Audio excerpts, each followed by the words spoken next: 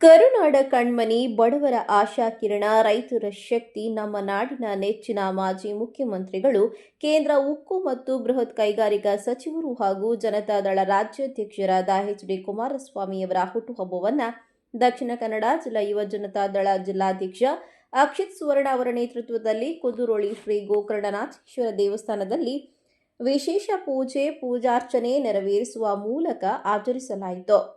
ಈ ವೇಳೆ ಮಾತನಾಡಿದ ದಕ್ಷಿಣ ಕನ್ನಡ ಜಿಲ್ಲಾ ಯುವ ಜನತಾದಳ ಜಿಲ್ಲಾಧ್ಯಕ್ಷ ಅಕ್ಷಿತ್ ಸುವರ್ಣ, ಮುಖ್ಯಮಂತ್ರಿಯಾಗಿ ರಾಜ್ಯಕ್ಕೆ ಜನಪರ ಯೋಜನೆಗಳನ್ನು ನೀಡಿದ ಕುಮಾರಸ್ವಾಮಿಯವರು ಈ ರಾಜ್ಯದಲ್ಲಿ ಇನ್ನಷ್ಟು ಪ್ರಗತಿಪರ ಯೋಜನೆಗಳನ್ನು ಬಡವರಿಗಾಗಿ ರೂಪಿಸಲು ದೇವರು ಅವರಿಗೆ ಶಕ್ತಿ ಹಾಗೂ ಆರೋಗ್ಯವನ್ನು ನೀಡಲಿ ಎಂದು ವಿಶೇಷವಾಗಿ ಪ್ರಾರ್ಥಿಸಲಾಗಿದೆ ಎಂದು ಹೇಳಿದರು.